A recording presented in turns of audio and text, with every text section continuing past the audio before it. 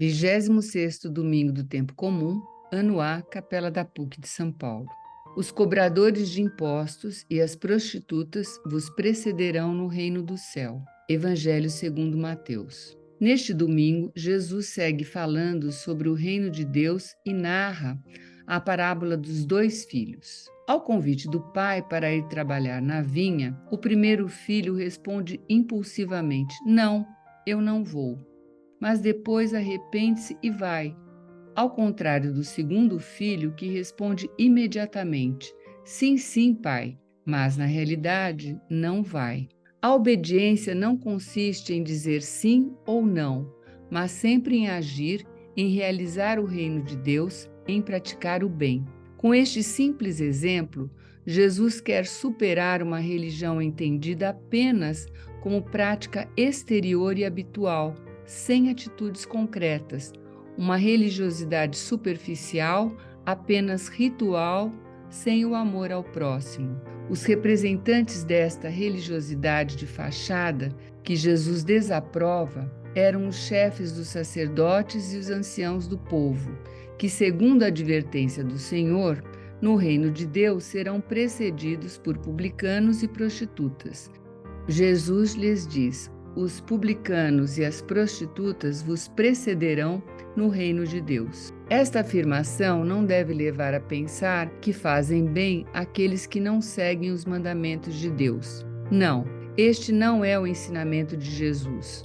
Jesus não aponta os publicanos e as prostitutas como modelos de vida, mas privilegiados pela graça do arrependimento. A conversão é sempre uma graça que Deus concede a quem se abre e se arrepende. De fato, os publicanos e prostitutas, ao encontro com Jesus, arrependeram-se e mudaram de vida. Pensemos em São Mateus, que era um publicano, um cobrador de impostos. O primeiro irmão é aquele que causa melhor impressão, não por ter dito não ao seu pai, mas porque depois do não se converteu ao sim, arrependeu-se. Deus é paciente com cada um de nós, não se cansa, não desiste depois do nosso não. Também nos deixa livre de nos distanciarmos dele. Deus nos espera, é misericordioso. A fé em Deus pede que renovemos todos os dias a escolha do bem em vez do mal, da verdade em vez da mentira, do amor ao próximo em vez do egoísmo. Aqueles que se converteram a essa escolha depois de terem experimentado o pecado encontrarão os primeiros lugares no reino do céu. A conversão é um processo que nos purifica e, por vezes, é um processo doloroso, porque não há caminho para a santidade sem alguma renúncia e sem algum combate espiritual.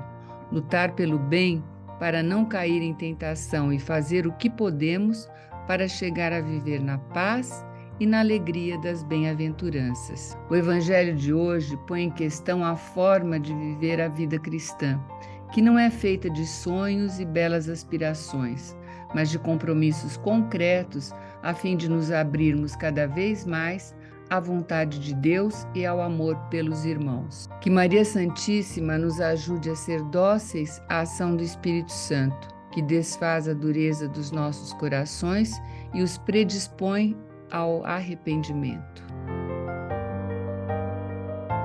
Olá, meu querido irmão, minha querida irmã. Neste domingo nós continuamos refletindo o Senhor, que continua vindo ao nosso encontro, nos chamando a segui-lo. Este Senhor que nos chama é um Senhor que aguarda também a resposta sincera do nosso coração. É por isso que neste domingo nós recolhemos a parábola dos 2 irmãos. O Senhor espera que o nosso sim, de fato, seja um sim convicto, vivido na cotidianeidade da nossa vida. Um sim transformado em gestos concretos, em gestos de abertura para o seu reino. De modo que, fazendo o bem, perdoando, vamos fazendo com que o reino de Deus possa crescer e acontecer no meio de nós. Deus não espera uma religião de exterioridade, mas que o sim dito em cada celebração eucarística, o sim dito em cada oração possa ser traduzido também em gestos concretos da nossa vida e da nossa história.